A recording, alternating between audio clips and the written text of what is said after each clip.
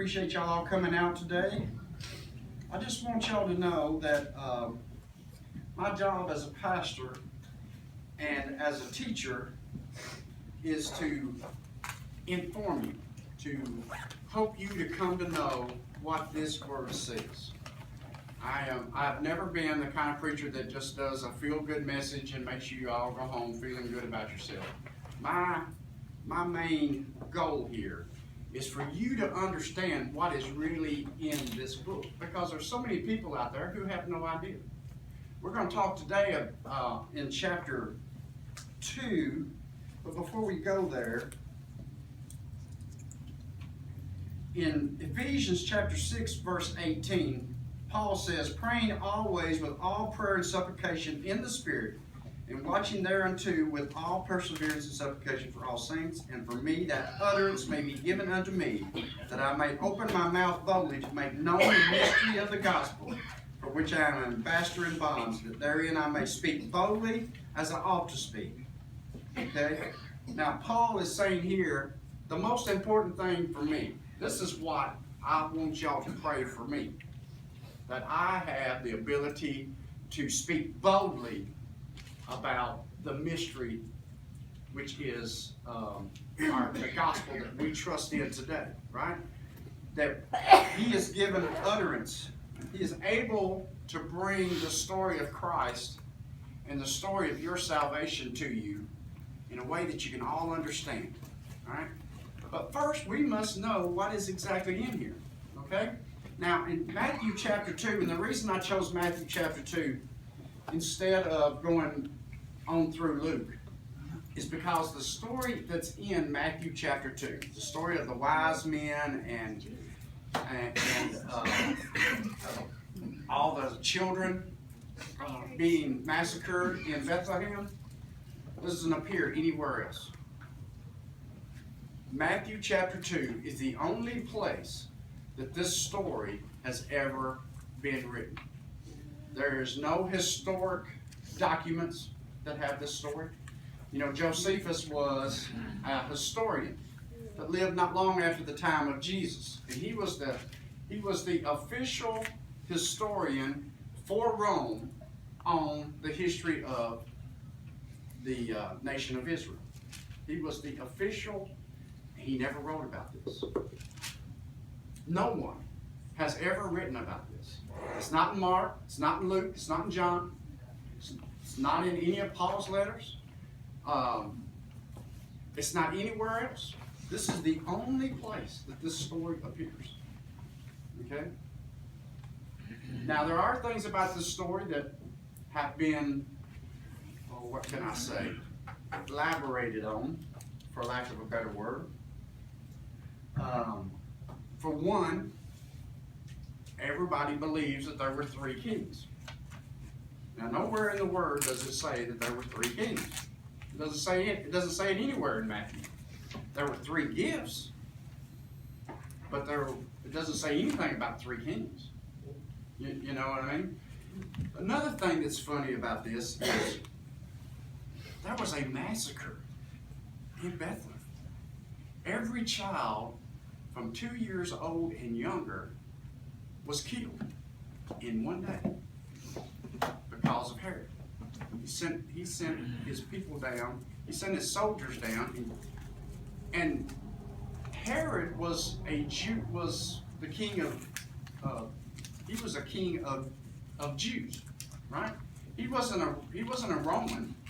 Okay, his guard were Jewish people. They were people from the nation of Israel. These weren't Romans that went and did this. All right? These were his people. All right? And he was the king of Israel at that time. Okay? They killed their own people. Children. Now, can you imagine our government doing that today? Have you ever heard of abortion? Let's start in the beginning. It says, now when Jesus was born in Bethlehem of Judea in the days of Herod the king, behold, there came wise men from the east to Jerusalem. Now Herod was known as, Herod was a guy that had kind of two sides. He was the same person that built and improved the temple that Jesus went to, and that was in the city of Jerusalem at that time. The temple had been rebuilt after they came back from Babylon. But when Herod became king, he put a whole bunch of money and built it back up and made it one of the most beautiful buildings in the world. Okay? It was a grand place. And he did this to so that the people there in Israel would love him, would want him to be their king. But at the same time, Herod was a man that, because he was so paranoid, had killed his own children because he thought they were trying to take over. He thought they were trying to push him out. So he had his own children killed. He killed at least 2 wives for the same reason, because of his paranoia. Right? At this time, people didn't think, and one of the reasons this is so important that this is only written here, is it's not seen as important that all these children were killed. It wasn't seen as that important. People just, but we do the same thing today.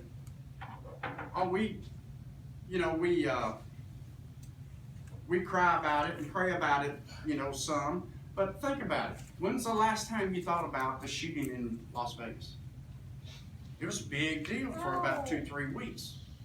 But after that, nobody thinks much about it. When's the last time you thought about the 5 policemen that were killed in Dallas? It was a big deal when it happened. But after a few weeks, you move on to something else, don't you? Another tragedy happens. We have to understand that that's exactly what was going on there in our story. There was a great massacre in Bethlehem. And I'm sure that people cried and lamented and really had a hard time over it, and prayed for the people and prayed for those babies and all this stuff. But after a while, that kind of thing just fades away, especially when you're in a place where these things happen all the time. And under King Herod, these kinds of things happened all the time. If anybody gave him a hard time about anything, he just killed them. They didn't think anything else about it. They didn't think anything about it after a while. Oh, it's just Herod. But he wanted to be loved. He wanted the people of Israel to declare him king over all of Israel. At this time, he was only over parts, but they wanted him to be king over all. He wanted to be king over all Israel. He wanted the people there to love him. All right? But the way he went about it was horrible. Okay? Now, one thing to understand about King Herod is King Herod wasn't actually, he was called King of the Jews, but he wasn't actually Jewish. He was Semitic. In other words, he was a descendant of Abraham, but he was a descendant of Esau, not of Jacob. And the promise came through Jacob, not through Esau. Right? So actually, Herod was an Edomite, because that's where the descendants of Esau settled. Right? He was an Edomite. He was from Edom. All right? And the people were never going to accept him for that reason. Okay? But he was doing everything he could to get them to accept him. So Herod kind of had 2 sides to him. Okay? Now it says, verse 2, it says, saying, where is he that is born King of the Jews? For we have seen his star in the east and are come to worship him. Now it's talking about these wise men. There came wise men from the east to Jerusalem, saying, Where is he that is born King of the Jews? We have seen his star in the east and are come to worship him. Now, these people, these wise men as they're called, they're also called, this is also translated magi, right? Which is considered wise men. They studied all kinds of things, but they were experts in the stars. In anything that was written about stars, they knew about it, right? They knew the stars, they knew how they worked, they studied them all the time, right? And they saw this star, and they decided to come and follow it because they believed that the king, that this star represented that a king was being born in Israel. Go to Numbers chapter 24. Numbers is the 5th book of the Bible, or the 4th book of the Bible, excuse me. Numbers 24.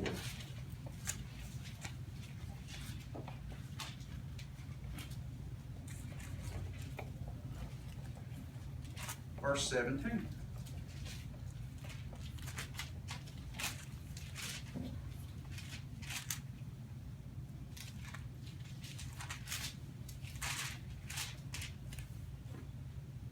It says, I shall see him, but not now. I shall behold him, but not now. There shall come a star out of Jacob, and a scepter shall rise out of Israel, and shall smite the corners of Moab and destroy all the children of Seth. And it goes on to talk about all the people that he would conquer, right? They took this prophecy, this there shall come a star out of Jacob, and when they saw that star in the sky, they referenced this scripture. Well, you may say, well, they weren't Jews. They weren't from Israel. How did they know this? When the Babylonians came and took over Israel, what happened is there were a lot of people who were taken into captivity by the Babylonians. All right? A lot of these people, like Daniel, if you have heard of Daniel, took the scriptures with them. And there were many people in Babylon, which is east of Israel, in Babylon and in that area, who came to know the God of Israel. They came to understand. They learned about the God of Israel. There were several people who even became believers in the God of Israel. They trusted in the God of Israel because of things like Daniel being thrown in the furnace, right? Daniel was thrown in the furnace, but he wasn't burned, right? When that happened, the king of Babylon at the time declared God, the God of Israel, as being the one true God, right? Shadrach, Meshach, and Abednego being thrown into the lion's den and not being killed. People in Babylon and in this area saw this happen and became believers. Am I telling the story wrong, Jerry? They were in the furnace. They were in the furnace. Daniel was in the lion's den. Okay.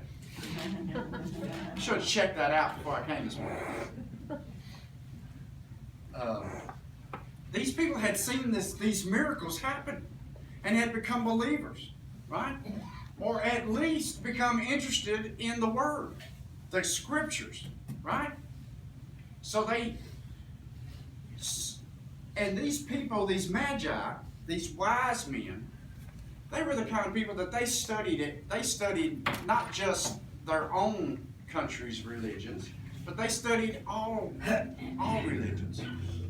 The reason they studied all religions is because most writings of that time were religious type writings. They not only understood the Old Testament scriptures, but they understood most of what had been written up to that time. All right? They studied all of this stuff. All right? And when they saw that star shining, they knew it was something special.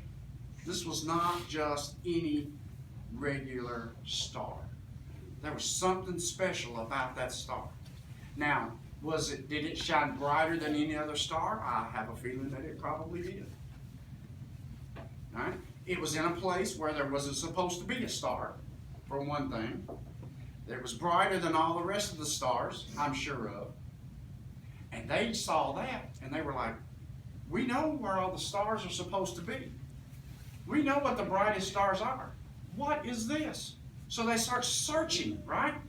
All the prophecies and all the things that they know. And they come across this prophecy in Numbers that says a star will come out of Jacob.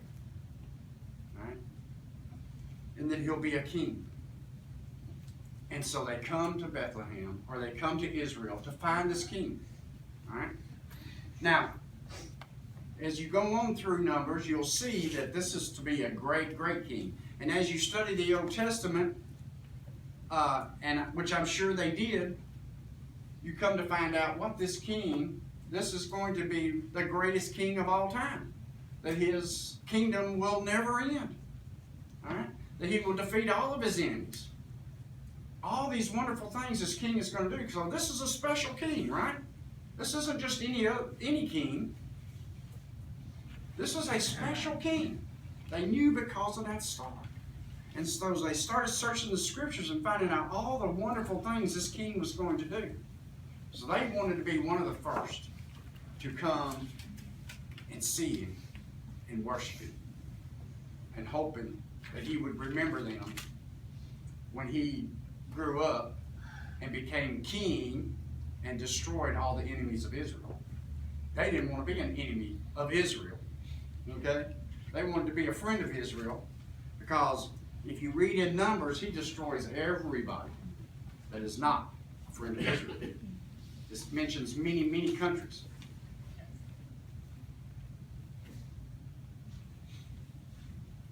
Now, this star. What was this star?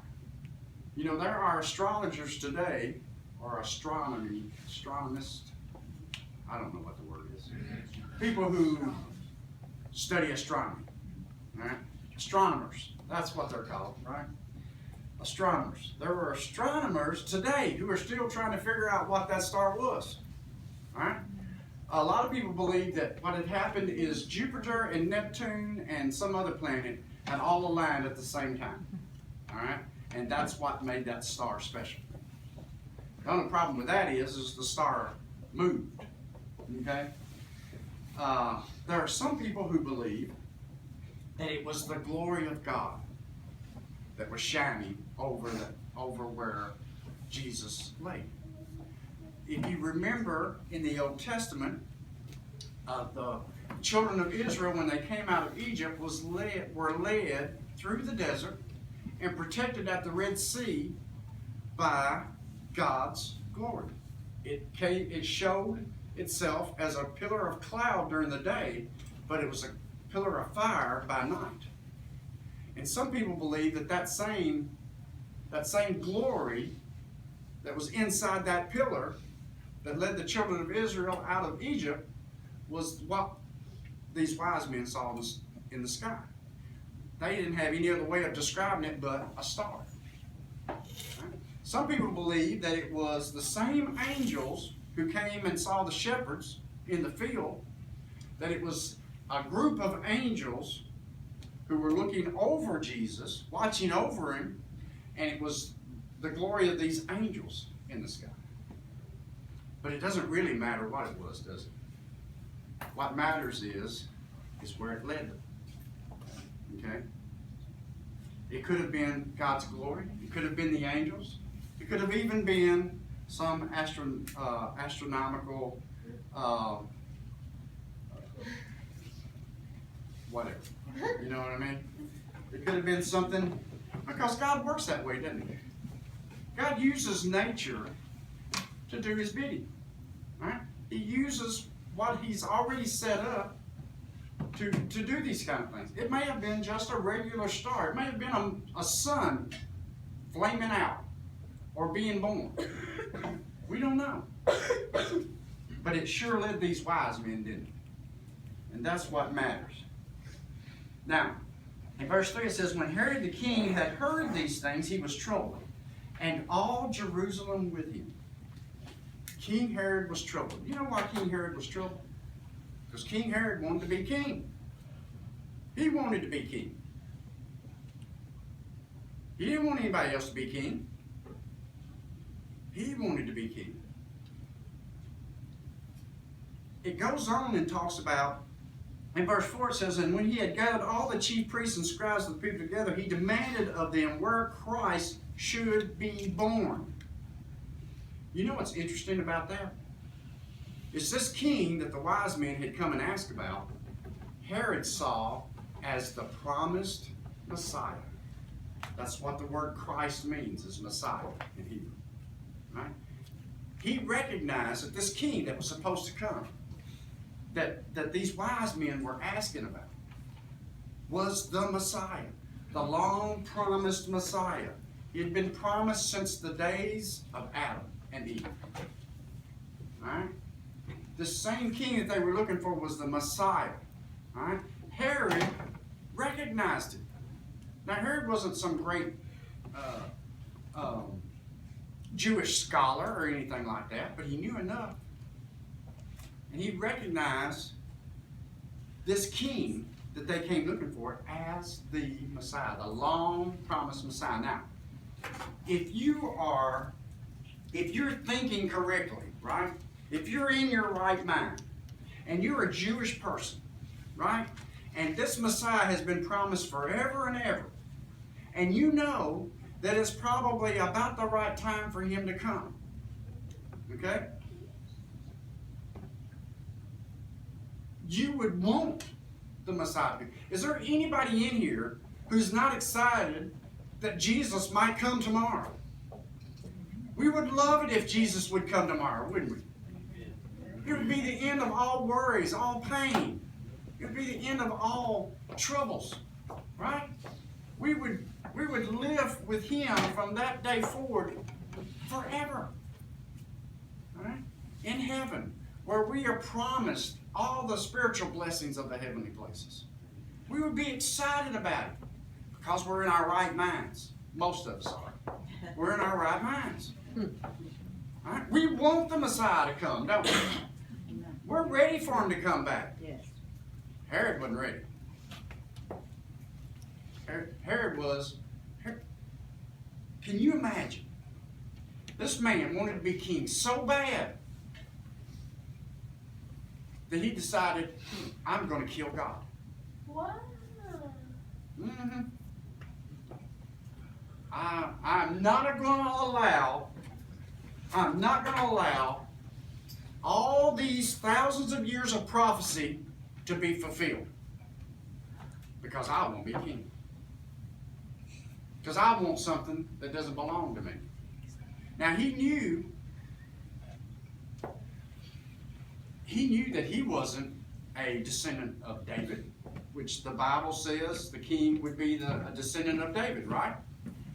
He knew he wasn't a descendant of David. And if somebody is born in Bethlehem and thought of as a king, all right, and it comes to find out he is a descendant of David, people are going to want to worship him as king instead of Herod. Herod couldn't have it. He wouldn't have anything to do with it. He didn't care what God said. He didn't care what God did. He didn't care anything about what the prophecy said. He didn't care that everybody that he was over was waiting for this king to come back, for this Messiah to come and destroy their enemies and set them up into this great kingdom that had been promised to them. Everybody else was waiting for this to happen. But King Herod, he won't have nothing to do with it. He was willing to do anything to be king of Israel. You know, there's a lot of people out here today that are willing to do anything for power. There are politicians who have grown up in this country, went to church all their whole lives, claim to be Christians, but they'll do anything for power. And it doesn't matter whether they're Democrat or Republican. It doesn't matter whether they're conservative or liberal. They're just people who would do anything for power. Some choose one way, some choose another way to do it. All right? But they would do anything for power. They don't care what this says. They don't care. Because it stands in the way of them having power. The Bible says, love your brother as yourself. They can't do it. They just won't. Because that might stand in the way of them getting their power. There's business people out there who run these big corporations and big businesses. May have grown up in church, know this story, know the story of Jesus, have heard the gospel over and over and over, have heard everything this book has to say, but I don't care. Because it stands in the way of them getting their power. It stands in the way of them getting their hands on a little money. It's all over the place. The country, our country today, the world today, is no different than the world that was back in these days. No difference at all. Right? Still people who are willing to deny God to get what they want. And they'll stand up in front of you and they'll say, I believe in God. But guess what? The devil believes in God. Mm-hmm. That's right. But do you believe God? Amen. They don't believe God. Because it goes against what they want. And it goes against what they think. And it goes against what they believe. You know, I used to believe that the church started in Acts 2. Right? And there are people today, but I've come to know better. Right? I know now that the church didn't start in Acts 2. It didn't start until Paul. Right? And but there are people today who know this book inside and out and will tell you that the church started in Acts 2, on the day of Pentecost. That the church started in Acts 2 on the day of Pentecost, and it doesn't matter what this says. It doesn't matter what they read. It doesn't matter if we tell them the difference, that that's not true. And we can take them to the scriptures and show them. It doesn't go along with what they believe. It doesn't go along with what they've been taught their whole lives. So they're not going to believe it. I've been believing that for 30 years and I'm not going to stop believing it. I don't care what the Bible says. This is the kind of person Herod was. Right? This is the kind of people that these people he called. Let me see where it says. And when he had gathered all the chief priests and scribes of the people together, he demanded of them where Christ should be born. And they said unto him, in Bethlehem of Judea. These scribes and prophets, not one place in here does it say that these same scribes and prophets went down to Bethlehem to worship the Messiah. They didn't believe it because they had their own agenda in mind. They just did not believe it. They believed in God. That's why they were scribes and prophets. You know, they believed in God. They just didn't believe what God said.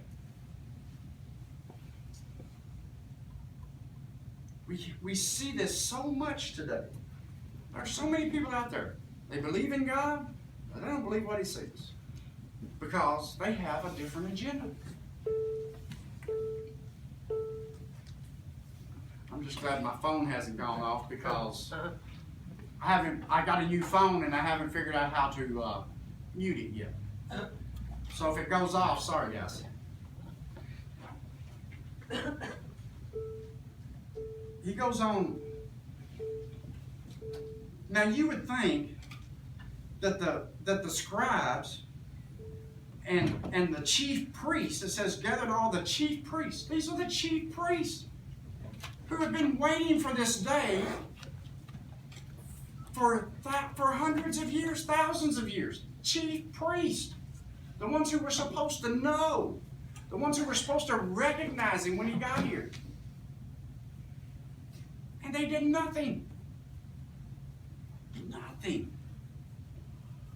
Is that not amazing? And today, there are preachers out there who are the same way. They don't care what this says. They care about building churches. And they're going to preach what people have been believing for hundreds of years to build their church. They don't care what this says. Right? They don't care. Because it goes against their own agenda. This is the world that we're dealing with now. This is the world that they were dealing with back then, and that's the world we're dealing with now. The very same thing. The world hasn't changed, really.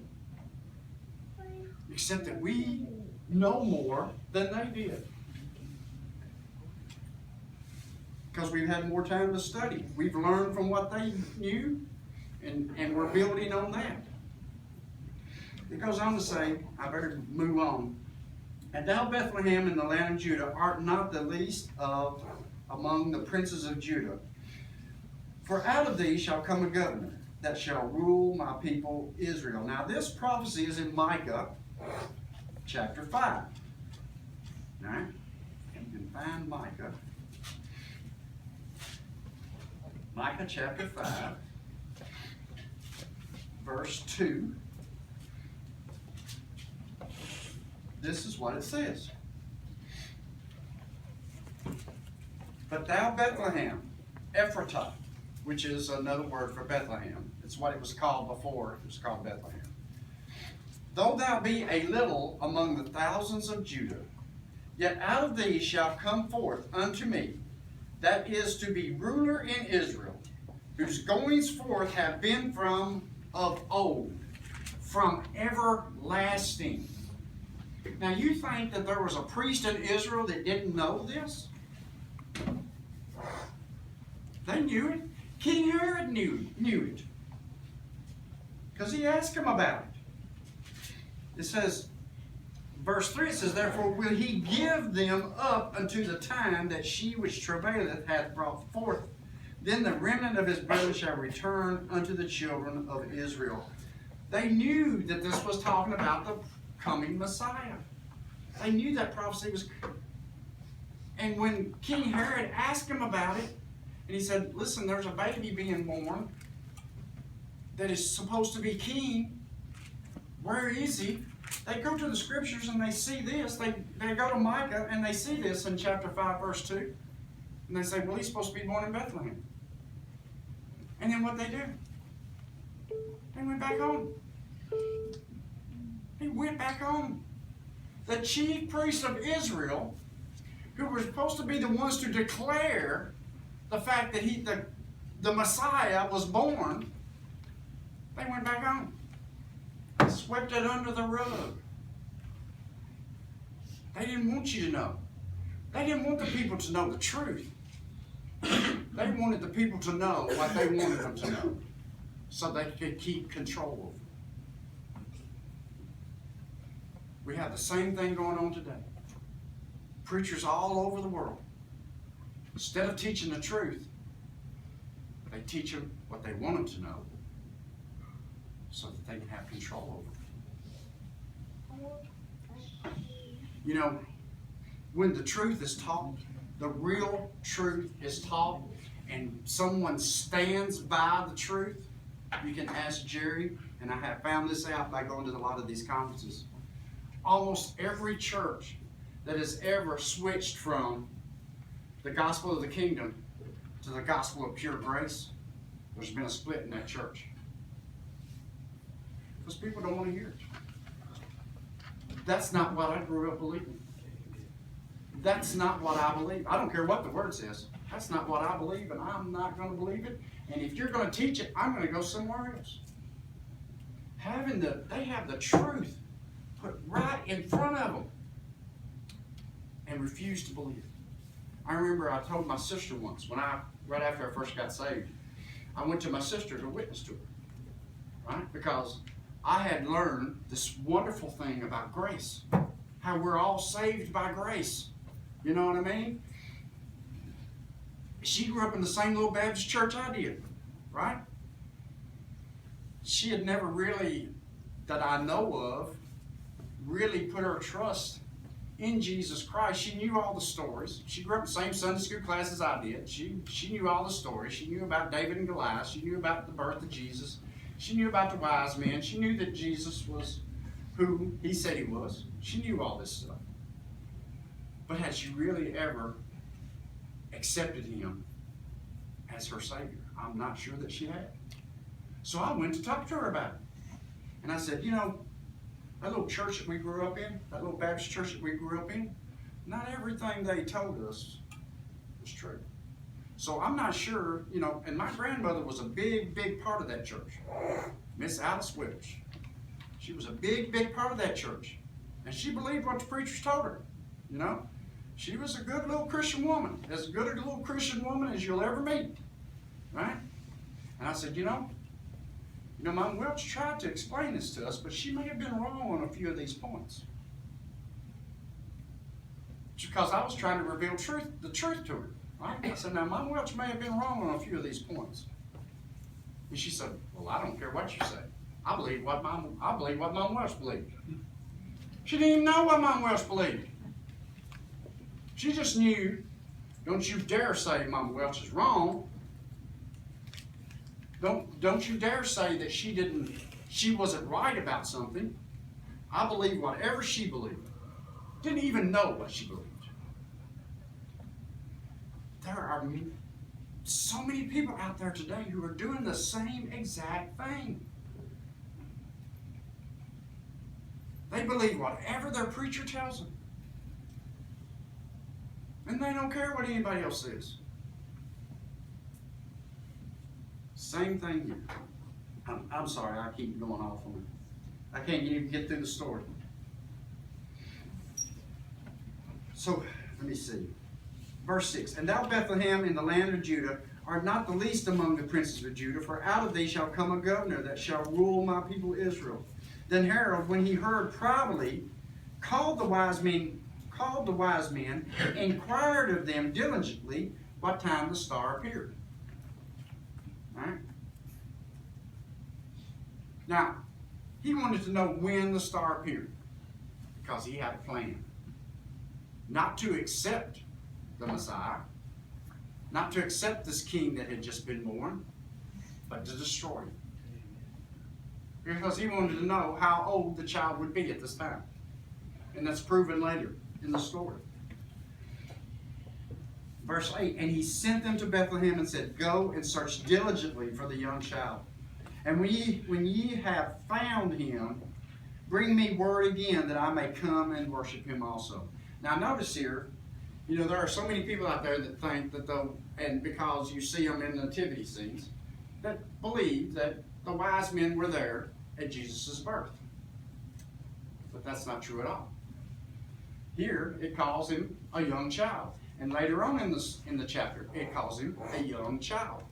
There's a difference in an infant and a young child. Okay? They weren't at the stable. Right? They didn't make it there in time. By the time the wise men had gotten there, Jesus was a young child, and they were living in a house in Bethlehem. Now, why, you may ask, after the young child was born, why didn't they go back to Nazareth where they were from? Right? Because they only came down there to pay their taxes. right? That was the idea, was to go there and pay taxes. Why didn't they go back? Well, I believe, and I could be wrong, this is just theory on my part, I think they realized Joseph and Mary knew who Jesus was. Right? If they didn't, they wouldn't have named him Jesus, because that's what they was told to name him. Right? And they were told who he was going to be. Right? They knew who Jesus was. Bethlehem is about 5 miles south of Jerusalem. I'm sure they thought they needed to be close to Jerusalem, because that was the center of all worship. Right? That was the center of everything when it came to God, when it came to the worship, when it came to being a part of the religious society. So I'm sure they stayed in Bethlehem thinking, we need to be close to Jerusalem, because they didn't know how it was all going to work out, but they knew who he was, that he was the Messiah. They didn't know when it was all going to happen, when Jesus was going to become the king. You know, it wouldn't be the first time that a child was made king, right? So they're just sitting there in Bethlehem, waiting for him to grow up until God decides to put him in as king. God could have made him king when he was 5 years old. God can work anything. All things work together for good to those who love God. Right? God could have done anything. He could have made Jesus king at 5, and Jesus would have ruled at 5 better than probably any man who ever lived. Bill, you might want to shake her. Oh, you're all right? Okay. So I'm sure, I have a feeling that's why they stayed in Bethlehem. They wanted to be close to Jerusalem. They wanted to be close to the temple. Okay? So they're still in Bethlehem. Right? And he sent to Bethlehem and said, verse 9, when they had heard the king, they departed, and lo, the star which they saw in the east went before them till it came and stood over where the young child was. So this star moved around, right? It showed him, it took him exactly to where he was. And when they saw the star, they rejoiced with exceeding great joy. Okay? So they were tickled to death to see the star again, and to have it to lead them to this king that they'd come so far and searched for. They had traveled at least 2 years to find this guy. Right? In verse 11, and when they were come into the house, see here, they went into the house, they saw the young child with Mary his mother, and fell down and worshipped him. And when they had opened their treasures, they presented unto him gifts, gold, frankincense, and myrrh. Gold, frankincense, and myrrh. Now, because there were 3 gifts, a lot of people believe it was 3 kings, or 3 wise men. Okay? And these gifts, gold, frankincense, and myrrh, these were things that were very, very, very expensive. Hard to get. Okay? They were, well, we all know, gold's still really expensive, isn't it? Right? Now, you don't see frankincense and myrrh as much as you used to, but these were things that you couldn't just get. They just didn't make them locally, right? They had to be shipped from other countries in there, and were very expensive. A lot of people believe that these gifts represented things. Gold is said to represent his deity. Okay, frankincense, which is has a very pleasant smell to it, is said to have represented the savor of his life.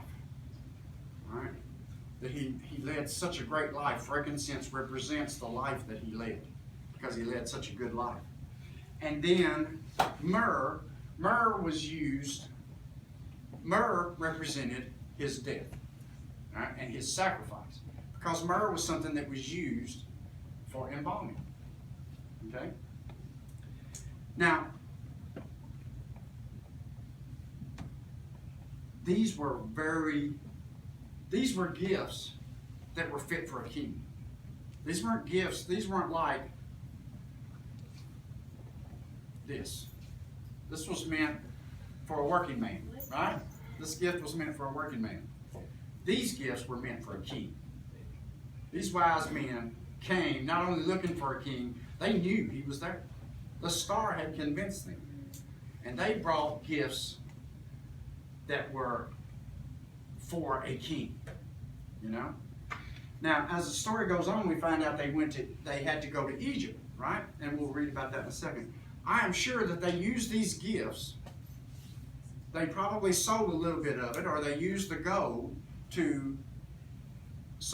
for the move, because they had to leave for Egypt, kind of just like all of a sudden, right?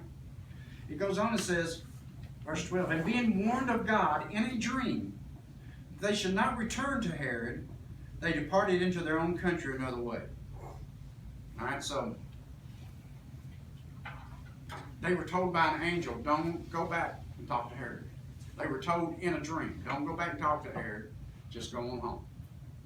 Don't say anything about where he is, because God knew what Herod had in mind, of course, right? Well, this really angered Herod. All right? Herod was as we talked about before, he was a very paranoid man anyway, right? He was very paranoid. And he wasn't used to people not doing what he told them to. Right? Now, but instead of sending his guards after the wise men, which he may have done, we don't know. He may have sent his guards out there after them, just because they didn't come back and see him, right? But you got to figure by the time he realized they weren't coming back, they may have been so far away, he couldn't catch them before they got out of Israel, right? Well, what does he do? He starts his plan in action. Verse 13, and when they departed, behold, the angel of the Lord appeareth to Joseph in a dream. This is the second time Joseph has an angel appear to him in a dream, saying, arise and take the young child and his mother and flee into Egypt. And be thou there until I bring thee word, for Herod will seek the young child to destroy him. So God knew what was going on, and he warned Joseph and told him to get the heck out of there. Now, if you go to Hosea 11, let's see if I can find Hosea here. Hosea is one of the minor prophets. And these books are so small that sometimes they're hard to find.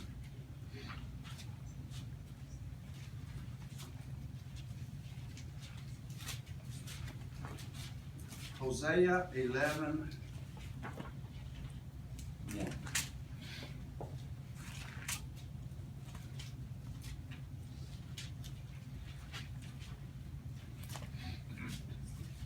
Oh, there it is. It's right before Joel, people. You find Joel. Hosea 11, chapter 11, verse 1.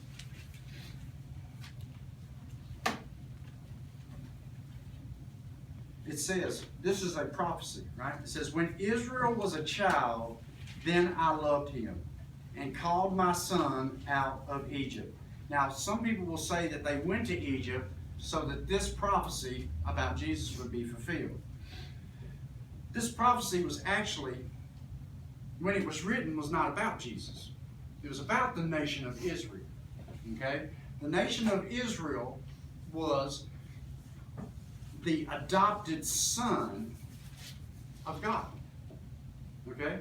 And they had gone to Egypt. It's funny how these two stories parallel. The children of Israel left their home country to go to Egypt to save their lives, because there was a great famine in the land of Israel at the time. So they went to Egypt because there was food in Egypt, right? So, but then after they got there, God brought them back out of Egypt, back into the promised land, right? The land that he had promised through Abraham, Isaac, and Jacob. Same thing with Jesus. Jesus fled Israel to keep from dying, keep from being killed. And then when it was the right time, God brought his son back out of Egypt. Okay? So let's go back to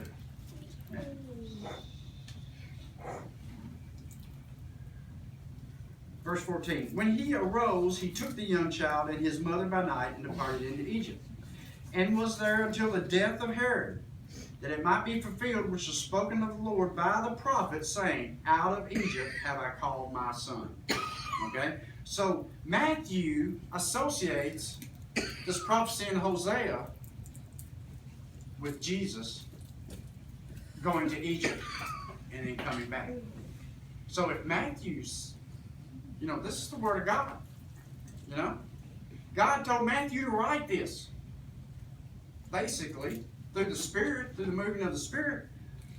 So God saw that as a prophecy that also associated with Jesus himself. In the Old Testament, and we've talked about this on Wednesday nights quite a bit, there are a lot of prophecies in the Old Testament that are talking about one thing, but they're also talking about Jesus.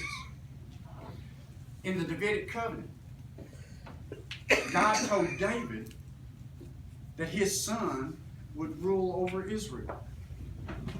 Now, in the prophecy, he was talking about Solomon, because Solomon was David's son. But he was also talking about Jesus at the same time. So this is very interesting. A lot of the prophecies in the Old Testament, they're talking about more than one thing. Okay? They're talking about what is happening right then, and they're also talking about what's going to happen in the future, and talking about Jesus. We've seen that already with several of these prophecies. Verse 16. Then Herod, when he saw that he was mocked by the wise men, so that made him mad, he was exceedingly wroth. So I guess wroth is another word for mad. Really, really mad. All right? He was wroth, and sent forth and slew all the children that were in Bethlehem and in all the coast thereof from 2 years old and under, according to the time which he had diligently inquired of the wise men. So the wise men, when he asked, the wise men said, well, we saw the star about 2 years ago, and we started our journey then. So every child under the age of 2 in the town of Bethlehem and the surrounding area were butchered. Just because Herod believed in God, but didn't believe God. Even if he did believe God, he didn't care.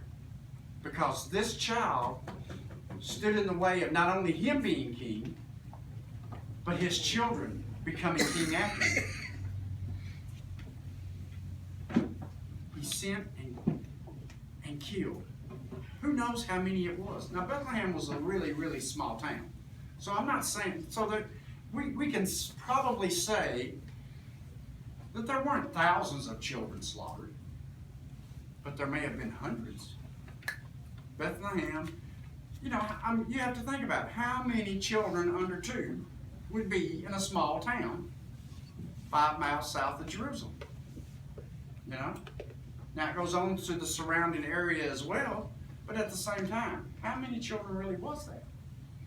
And when you think about that, you can understand why nobody thought about this as a great big deal.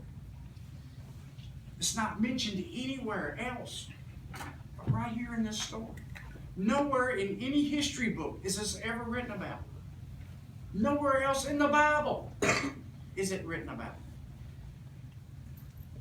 Because people didn't think it was a big deal. I'm sure they did right at first. They cried and lamented and mourned and all these things. But eventually they just forgot about it. Eventually, it was no different than yesterday when he killed these people over here for something they said. It just goes to show how we get things like this become commonplace. It's the same way with the world today. These things become commonplace. You know, there have been so many killings lately that it just kind of rolls off our back anymore because it becomes commonplace. You know, there was a time when terrorists first started killing people, it was a big, big deal. But did you know there are terrorists who are killing people in Israel, shooting rockets over into Israel, doing everything they can to kill people in Israel every day, and we don't hear anything about it on the news? If it was happening here, we'd be hearing about it. But it's happening in Israel.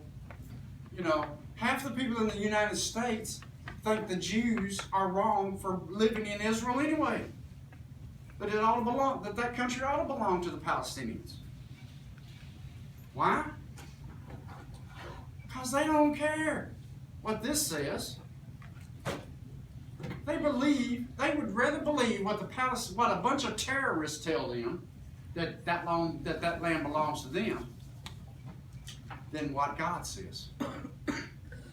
They would rather believe what a bunch of terrorists say. People who are killers, people who are murderers, people who could look at Michael right there and not think anything at all about just shooting him right in the head. Wouldn't bother them at all. They don't care. They don't care what God says. They care what they believe. And if what God says doesn't agree with what they believe, they don't care. Shoot Michael in the head. Nothing to them. And God says, love your brother as yourself. Well, guess what?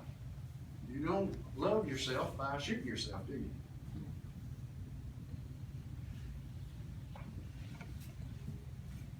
Anyway. Verse 17. Then was fulfilled that which was spoken by Jeremy, it says Jeremy the prophet, but that means Jeremiah. In Ramah there was a voice heard, lamentation and weeping, and great mourning. Rachel weeping for her children, who would not be comforted because they are not. Rachel, who was the wife of Jacob, right? She was buried not too far from Bethlehem. Right? And it says here that she was weeping for her children and would not be comforted. Now, this is also a prophecy in Jeremiah that is speaking about something else. It's actually speaking about the Babylonian captivity. When the Babylonians came in and they killed all kinds of Israelites, right? And then they took some of them away. The prophecy that this is talking about in Jeremiah is talking about that. But it's also talking about this story too, isn't it? It's obvious. Matthew wouldn't have put it in here if it wasn't talking about both. This is something that not everybody understands this. Okay? That a lot of the prophecies in the Old Testament are talking about more than one thing. They're talking about more than one time.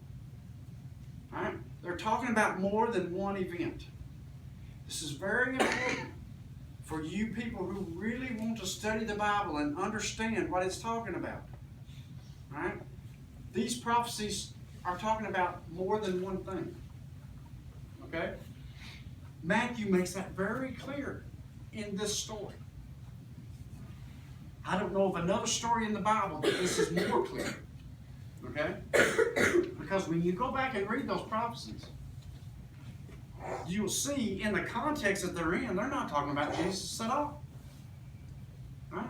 But once Jesus comes and we see this story, we find out that prophecy was about Jesus all along. You know, not only did Jesus fulfill all prophecy that has been written about him, but he even fulfilled the ones that weren't written about him. That's pretty good. And he goes on, and he says in verse 19, but when Herod was dead, behold, an angel of the Lord appeareth in a dream to Joseph in Egypt. Third time Joseph has an angel appear to him in a dream, saying, arise and take the young child and his mother and go into the land of Israel, for they are dead which sought the young child's life. And he arose and took the young child and his mother and came into the land of Israel. But when he heard that Archelaus did reign in Judea in the room of his father Herod, he was afraid to go thither, notwithstanding, being warned of God in a dream, he turned aside into the parts of Galilee. So he had a dream that told him to go back to Israel. Once he got back there, he was headed to Bethlehem. He was going to go back to Bethlehem because he obviously thought that was the place they were supposed to be. Okay? Not only was it close to Jerusalem, the center of all worship, right? The center of the world as far as Israel is concerned. Not only was it close to Jerusalem, but it was also the home of their ancestors. That was the land, and they were trying to keep the law, right? That is the land that was given to his family, Jesus' family, by God when they came out of Egypt and settled in the Promised Land. And as we've studied the Old Testament on Wednesday nights, and if you're interested in studying the Old Testament, we're here every Wednesday night, and we're taking it chapter by chapter, verse by verse sometimes. All right? We see that God appointed each tribe an area for them to live in. All right? Bethlehem was part of the area. It was in the area that was given to Judah. All right? Jesus was a descendant of the son of Jacob, whose name was Judah. All right? That land was given to Judah. So I'm sure they thought this is where we are supposed to be. This is the land that God gave our ancestors, and He expects us to live there. Okay? A lot of people don't understand. God assigned, it's just like if God told Dylan to live in Colombia. So Dylan went to Colombia because God said, this is the area I want you to be in, right? But after he dies, his children move somewhere else, right? It's just like with my parents. I was born in Memphis, grew up in Fulks, right outside of Dyersburg, but when I became an adult, I moved up here, right?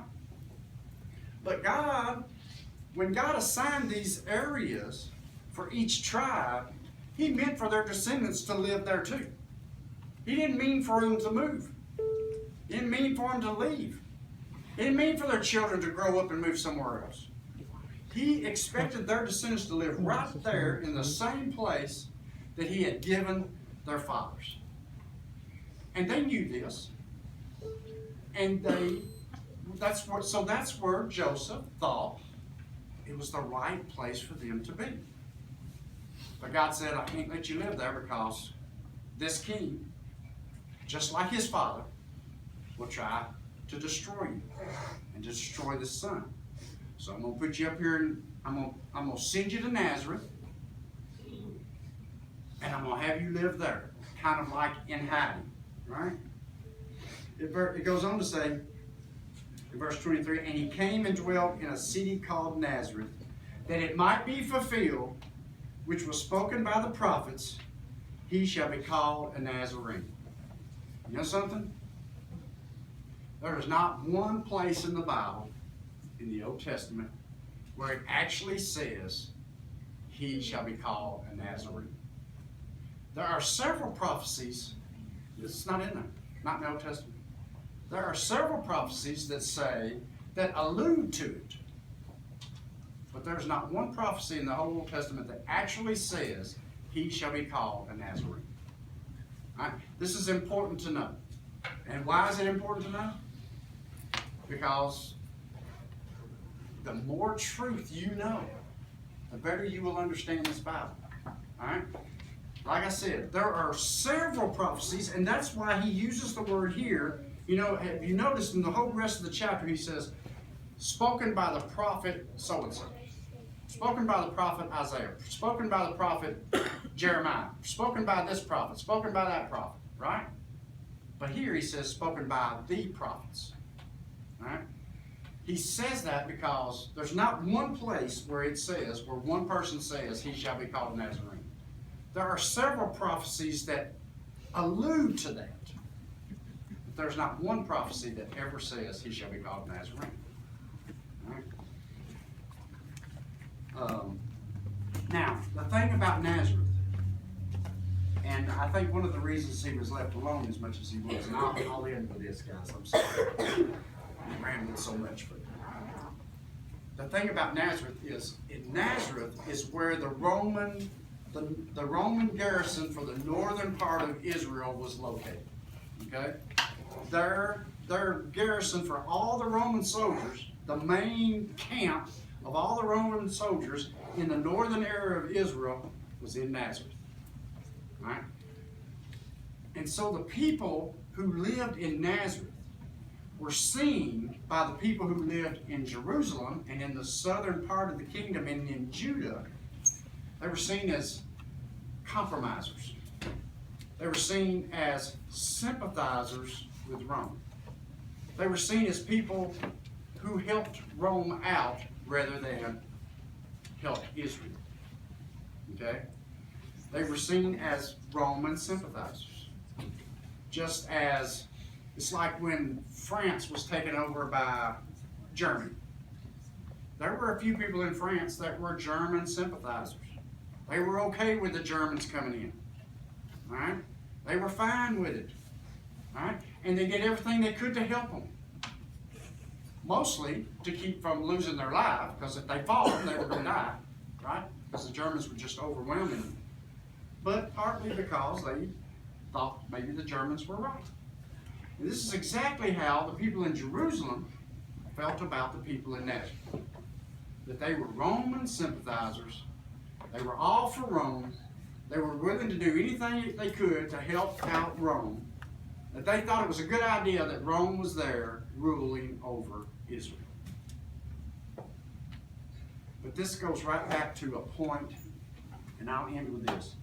This goes right back to a point that the Bible talks about. The Bible says those who are last will be first. Nazareth was seen as a bunch of dogs.